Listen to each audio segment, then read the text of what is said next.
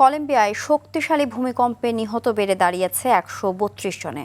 আহত হয়েছেন আরও অন্তত ৪৮০ জনেরও বেশি মানুষ। ধ্বংসস্তূপের নিচে আটকা থাকায় বাড়তে পারে প্রাণহানি। সবচেয়ে বেশি ক্ষতি হয়েছে পেরেইরা ও এর আশপাশের এলাকায়। ধসে পড়েছে বহু ভবন, ক্ষতিগ্রস্ত হয়েছে বিমানবন্দর ও সড়ক যোগাযোগ। এরই মধ্যে জাতীয় দুর্যোগ পরিস্থিতি ঘোষণা করে উদ্ধার তৎপরতা জোরদার করেছে কলম্বিয়া সরকার। আরও জানাচ্ছেন ইমতিয়াজ আহমেদ।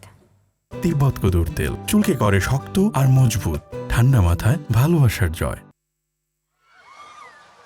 স্থানীয় সময় সোমবার সকালের দিকে কলম্বিয়ার চোকো প্রদেশে আঘাত হানে শক্তিশালী ৭.৪ মাত্রা ভূমিকম্প।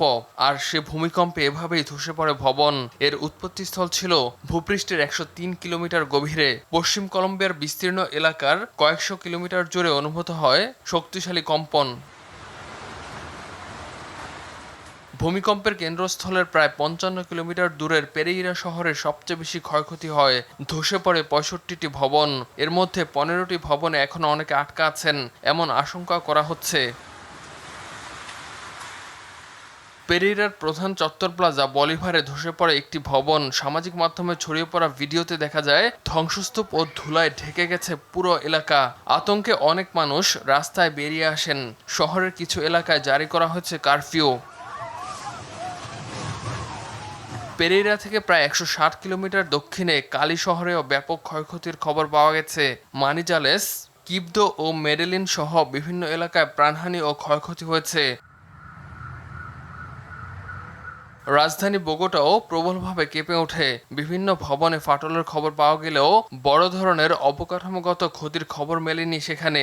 কম্পন অনুভূত হচ্ছে প্রতিবেশী দেশ ভেনিজুয়েলা, ইকুয়েডর ও পানামাতেও।